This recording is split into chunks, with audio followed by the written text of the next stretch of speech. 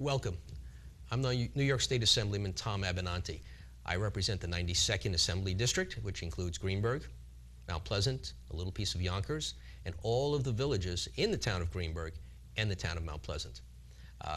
I've been up here since January 1, learning the way things are done here in Albany. As you recall, I was a Westchester County legislator prior to coming to Albany. And we're having some very tough times these days. The budget is very difficult, particularly for our area. And so much more is going to have to be done by our Westchester County government. And so today we have a guest, Peter Harckham, who took my place as the majority leader of the Westchester Legislature. And on his shoulders are a lot of the burdens of making sure that county government is still meeting the responsibilities and the needs of the people of Westchester County. Peter, welcome. Tom, thanks for having me. Peter, what area do you represent? I represent all of Northeast Westchester, the 2nd legislative district. And for people who know Westchester, it's Mount Kisco North through North Salem and over to part of Somers. And it's part of the 89th Assembly District, which is represented by our friend Bob Castelli. Right, right. Now, you've been a legislator how long? I'm in my 3rd year now. And how do you like being majority leader? It's like herding cats.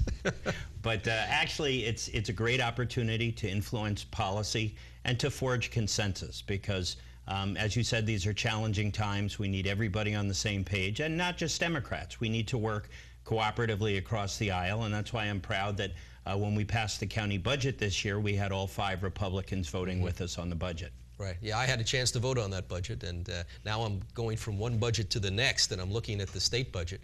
And it is difficult, but we have to remember that people out there depend on what we do, and so often people look at government as this giant vacuum sucking money from them, but when it's services that they need, then they get very upset. I mean, you remember we had that whole discussion about buses, and that was we restored buses because people needed them.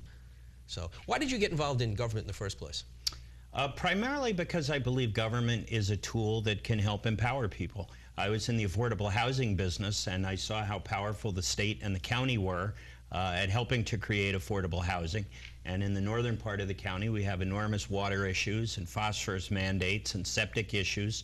And I thought that the county was the place to be to leverage those resources, and we've made a difference in those areas. Right. Before you became majority leader, you were the chair of the Environment Committee. Yep.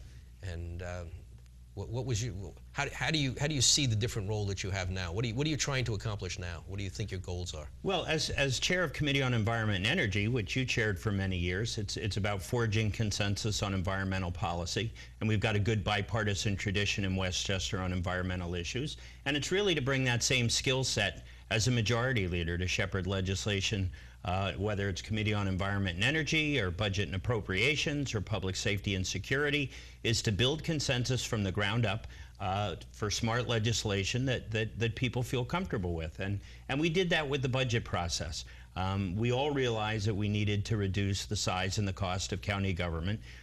But to your point, there's a person at the end of every dollar. We're not just looking at spreadsheets. So we needed to do it thoughtfully, and we needed to bring all the stakeholders to the table. And at the end of the day, we were able to reduce taxes 2.2%, which is important that we provide tax relief, but we were also able to restore some of the cuts that would have been very damaging to folks. Child care scholarships, early intervention for kids, public safety, public health, community health centers. So by doing it thoughtfully rather than by taking the hatchet approach, we were able to achieve budget savings and programmatic important programs we were able to save. You know, coming up here, I see the wide variety of communities and people who make up New York State. But when I look back at Westchester County, I see that we also have in that county a very wide variety of people and communities. It's just more pronounced here in Albany because instead of having 17 legislators, we have 150 assembly members, and they reflect their communities. And sometimes the public just doesn't understand that it's not just their community, it's not just their point of view, that there are other people out there who have different needs and have different financial abilities and resources, and that we're trying very hard in government to balance all of those. It is a balancing act, and my district perhaps is a microcosm for the diversity of Westchester. 25% of the population of Westchester is foreign-born. So you look at a community like Mount Kisco that I represent that has 30% foreign-born, and then you move up from a densely populated community like Mount Kisco to say North Salem, which is an agricultural community, and farming is one of the major mainstays. So that's kind of the gateway to upstate New York. So it's a microcosm of the diversity of Westchester. Right. I know as I meet with my colleagues here, I think most of them have the impression that all of Westchester is a wealthy community. And why is it that we are talking about needs when we are a community that is so wealthy? And I try to explain to them that, no, that's not true. In my district as well, there are pockets of poverty, and there are pockets of people who are doing very well. And most of the people in between are hard-working people who are just making it.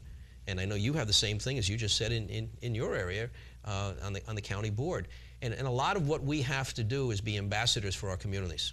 You at the county level and me up here, where we're trying to explain to the other people that this is what our community is about, and we have to work together and identify things that we have in common so we can move forward. Well, and particularly as our population ages in Westchester, we have one of the per capita oldest populations, not just in New York State, but in the country. And you have folks who've been in their homes a lot of years. They're on fixed incomes that can't keep pace with the rising property taxes. So what happens here in Albany has a direct impact on us, because as you know, county government is the administrative arm, the operational arm for state services, and that's what we do. So every time that there's a cut in state aid to Westchester County, it's a cut in a state program, but since it's mandated, our taxpayers have to make that up, whether it's in probation, early intervention, just to name two examples, which have been creeping and creeping and creeping, and the big one is Medicaid. New York State, as you well know, is the only state in the nation that funds 25% of its Medicaid obligation through a county property tax. And if New York funded Medicaid the way all other 49 states did, we could reduce property taxes on the county portion of property tax in Westchester County by 40% tomorrow. Right. As could all the other counties. Medicaid is a very important service to the people in the state and in Westchester County. But you're correct, we have to find a better way to fund it. We use, and this is again a point that I try to make to my colleagues, our communities are no different than the communities in the rest of the state or in the communities in New York City. The difference between us and New York City, though, is that when we pay for local services, we pay it with property taxes. New York City has a much fairer system because they use income taxes and they use a lot of business taxes, and they have a broad range of ways of paying for services that we don't have. And what we have directly impacts homeowners who, as you just said, are not necessarily in a position to be able to pay those property tax bills. It's a regressive tax because it doesn't take income into account. Now, I've heard their proposals up here that would look at income as well as the property tax, and that might be something that could help ease the burden in the short term till there's some other transition. But as we said, if there's a couple who's on a fixed income, or perhaps they're a widow or a widower, those are the kind of pressures that they're feeling. They want to stay in the community that they love, they raise their family in, they help build those communities, and they're no longer able to. So we have to do two things. We have to work on it on the tax side, but we also have to do it on the affordability side, which is why affordable housing and affordable housing aid are so important for the suburbs as well as for our inner cities. The people of Westchester County last year selected a new county executive. And how do you think things are going with the county executive and the Board of Legislators these days? Well, we share a common goal. We don't always agree on the means to get there. And the goal is we realize that we need to reduce the size and the cost of county government. Our approach has always been consensus-based to bring the stakeholders in, and I think their approach has been more of a budget spreadsheet approach. And we don't always agree with that. We agree with the ends. We don't always agree with the means on how to get there. I think we're facing the same kind of thing here in Albany with a new governor. And this has nothing to do with political party. It has to do with approach. And how do you solve a financial problem? And do you look just at the expense side, or do you also look to the revenue side? And when you say that, the middle-class people automatically say, oh, no, I can't afford more taxes. Well, we understand that. We understand that. But we do have to say some people out there are doing quite well in this economy. And maybe they have to contribute a little bit more. And we have to continue to provide those services. Well, we made a decision last year in Westchester, as you know, with the budget, because it's a property tax-based system. Correct. When we had 3 public hearings and 2,000 people came out, we heard 2 things. One was the cry that we needed those protective services, but we also heard that people can't afford any more in property taxes. So we, as a caucus and a legislature, made a decision that we weren't going to drive on the revenue side, we were going to work on the expense side. But I think we did that in a more thoughtful way than the administration did.